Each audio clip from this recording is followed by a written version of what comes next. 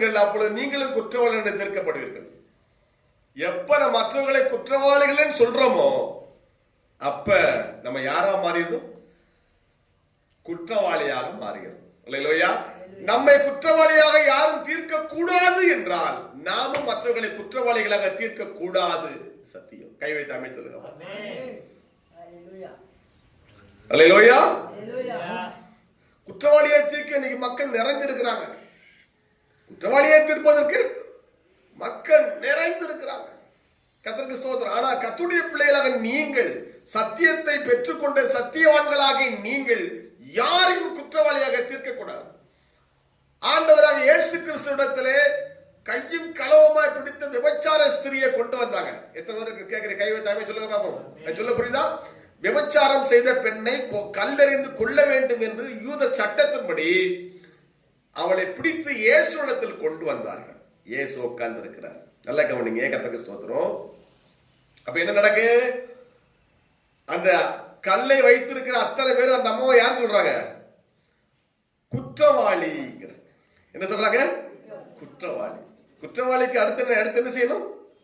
கொலை, ஆக்கினைக்குள்ளாக்கணும். ஃபர்ஸ்ட் என்ன செய்யறாங்க?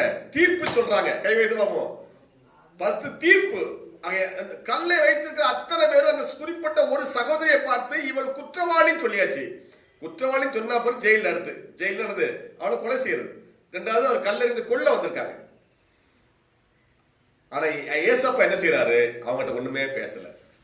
ஏசப்பா ஒண்ணுமே பேசல. இப்ப அத்தனை பேரு அந்த ஒரு சகோதரியை குற்றவாளின்னு சொன்னாங்க. எதை பார்த்து? வெளிப்பிரகாரமான நடக்கிற விபச்சாரத்தை பார்த்து. ஆனா இயேசு கிறிஸ்து சொன்னார், உங்களுக்கு பாவம் இல்லாத முதலாவது இவன் மேல் கல்லெறிந்தார். அப்ப ஏசப்பா என்ன சொல்றாரு? அத்தனை பேரையும் குற்றவாளிங்கிறார்.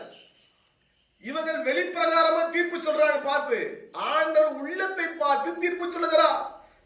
நான் தீர்ப்பு செய்தால் என் தீர்ப்பு சத்தியத்தின்படி இருக்கும் சொல்றாரு. இது உங்களில் பாவம் இல்லாதவன் முதலாவது இவள் மேல் கல்லை எறிங்கிறார். எல்லாரும் கல்லை போட்டு போயிட்டான். அப்ப உள்ளத்துல எல்லாரும் பாவிகள். உள்ளத்துல இருந்து அவர்கள் பாவங்களால் நிறைந்திருக்கிறார்கள். இப்ப குற்றவாளியை தீர்ப்பு செஞ்சவள எங்க? எல்லாம் ஓடிட்டான். அல்லேலூயா. இப்ப இயேசு கிறிஸ்து அத்தனை பேரும் குற்றவாளியாக்குறாரு. அவங்க இந்த ஒருத்தியத்தான் குற்றவாளின்னாங்க.